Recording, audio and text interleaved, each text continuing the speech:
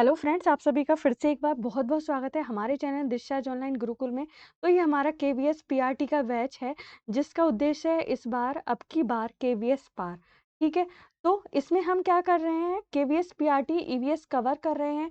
इसके वीडियोस पहले ही आ चुके हैं। इससे पहले हमने यूनिट 1 का जो हमने बनाया था फैमिली एंड फ्रेंड्स, उसका पूरा का पूरा मटेरियल पोस्ट कर दिया गया है। बस उसका टेस्ट लेना बाकी रह गया है। उसके महत्वपूर्ण पॉइंट और क्वेश्चंस पहले ही पोस्ट कर दिए गए हैं। इसको हमने यूनिट 2 क्यों लिखा है, वो हमने पहले के वीडियो में बनाया है, क्योंकि जो इसका पूरा का पूरा सिलेबस है उसको हमने 6 यूनिट यानी कि 6 पार्ट में डिवाइड किया है, जिसमें हमने उनके बारे में बताएंगे, क्वेश्चंस कराएंगे, फिर उनके बारे में महत्वपूर्ण पॉइंट बताएंगे और उनके फिर छोटे छोटे टेस्ट होंगे। तो इसी तरीके से अगर देखा जाए तो ये हमारी यूनिट 2 बनती है, जिसका मेन टॉपिक है फूड। आप जाके देखिए केवीएस पीआरटी के सिलेबस में ईवीएस का, तो आप ज़्यादा समझ पाएंगे। और अगर आपने हमारे पहले के वीडियोस नहीं देखे हैं तो जाके देखिए कि हम किस तरीके से पूरे ईवीएस को कवर कर रहे हैं पीआरटी के।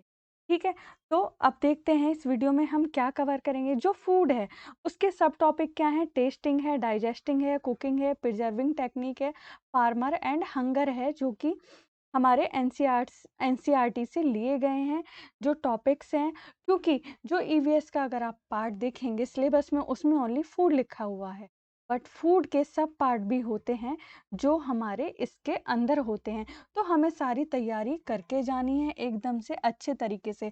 अब फूड है तो इसका मतलब ये थोड़ी है कि वो पूछेगा कि वहाँ का खान-पान क्या है, वहाँ का खान-पान क्या है? उसके अंदर बहुत सारी चीज़ें होती हैं जो कि ये हैं, जो हम ये कवर करेंगे।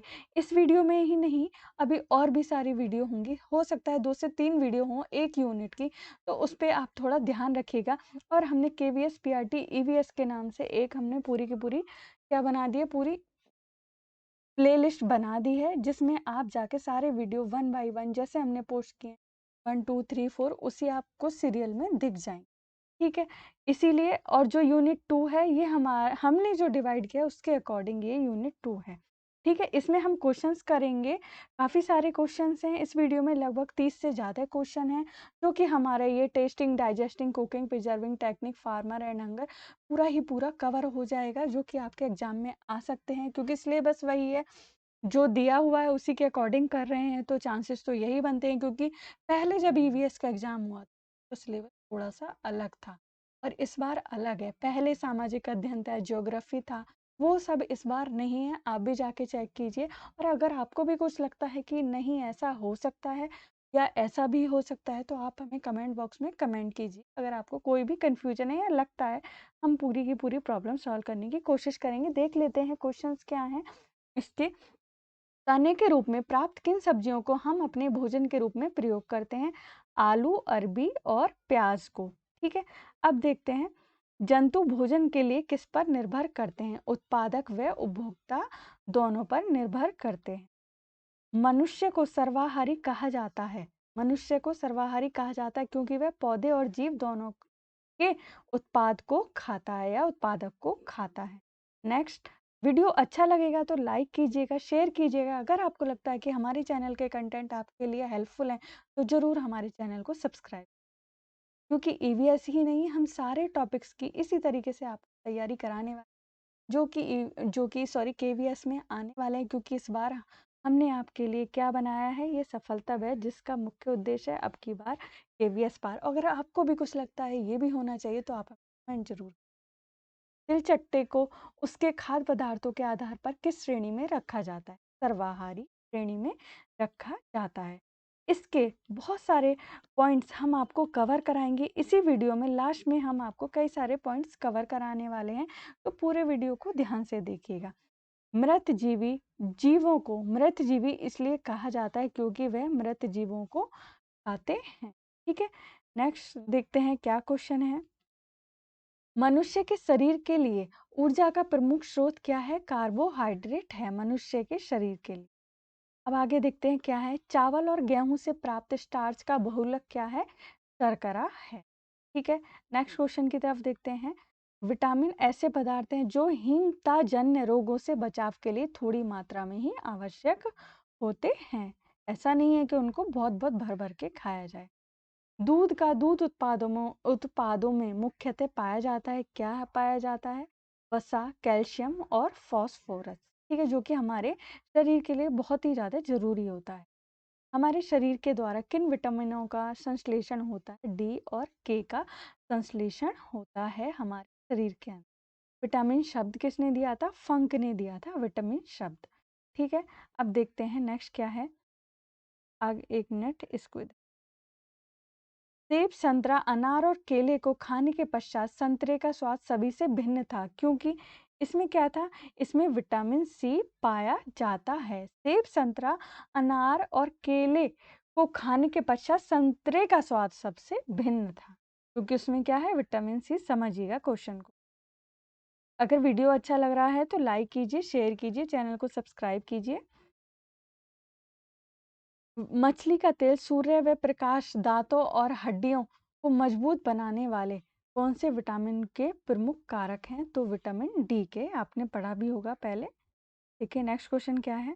चावल को पॉलिश करने पर कौन सा विटामिन नष्ट हो जाता है? तो थायमिन नष्ट हो जाता है चावल को पॉलिश करने से सॉरी।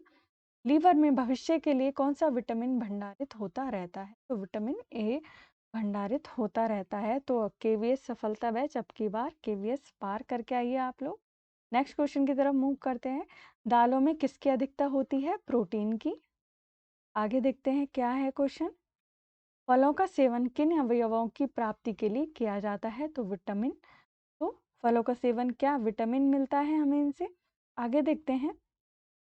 संतुलित आहार में प्रोटीन युक्त पदार्थों का होना आवश्यक है, क्योंकि यह शारीरिक अवयवों के निर्माण में सहायक है। तो ये पूरी चीजें ध्यान कर लीजिएगा कि विटामिन क्यों जरूरी है, प्रोटीन से क्या होता है हमारे शरीर में। बाकी तो हम करवाएंगे ही, पर आपको बताते रहते हैं कि आपसे भी कोई चीज रहनी नहीं चाहिए। निम्नलिखित में से कौन सा विटामिन का कार्य है?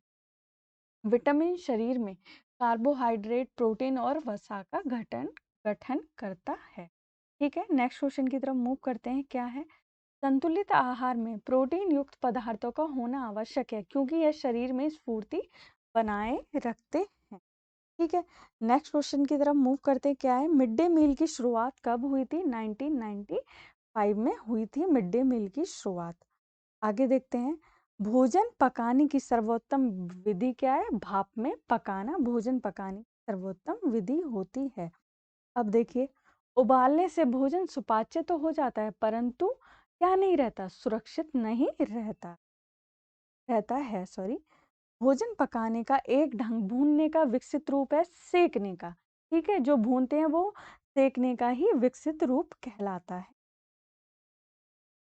10% का नियम किसके द्वारा दिया गया? लिंडमैन के द्वारा या लिंडमैन के द्वारा दिया गया 10% का नियम। ठीक है, आगे देखते हैं। शहद में क्या पाया जाता है? देखिए, शहद में शर्करा और एंजाइम पाया जाता है। आगे देखिए, बिहार के निवासियों का मुख्य भोजन क्या है? चावल है। आगे देखिए, नेक्स्ट क्वेश्चन की तरफ मूव करते हैं। प्रोटीन का सर्वोत्कृष्ट स्रोत है सोयाबीन है, दिए गए ऑप्शन के अकॉर्डिंग, और सबसे ज़्यादा प्रोटीन हमारा सोयाबीन में ही मिलता है। बाकी देखिए, हो सकता है ऑप्शन में ऐसे ऑप्शन आ जाए उसमें सोयाबीन ना हो, उनमें से वो ऑप्शन देखना पड़ेगा आपको फिर कौन सा इसमें सबसे ज़्यादा है। ऊर्जा का प्रामिड क्या होता है? सीधा सा होता है ऊर्जा का प्रामिड जो होता है।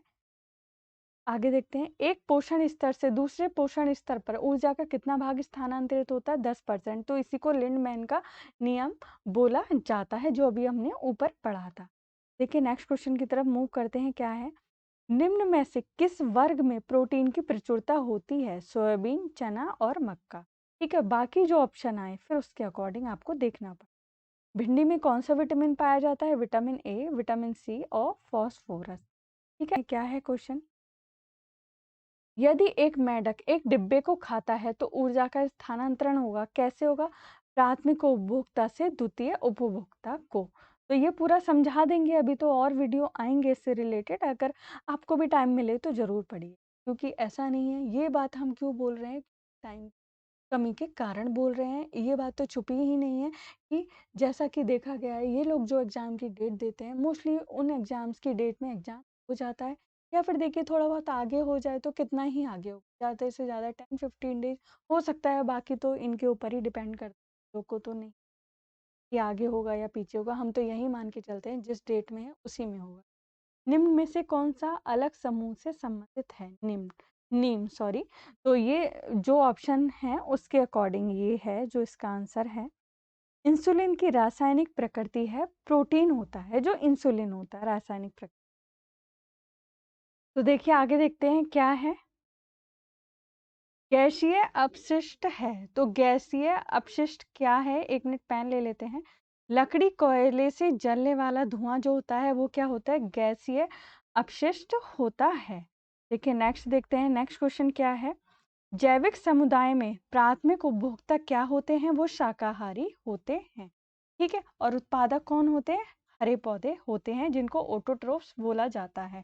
उसको भी कराएंगे, पर ये क्वेश्चंस हैं इससे रिलेटेड। बाकी जितना भी हो सकता है, जितना भी हमें लगता है, सब आपको करा दिया जाएगा। बस आप अपनी तैयारी करते रहिएगा, कमर कस लीजिए। इन दिनों में आपको क्या करना है, बस भूल जाना है क्या हो रहा है क्या नहीं, बस पढ़ते रहना है, पढ़ते जाना है और अपना सपना पूरा करना है।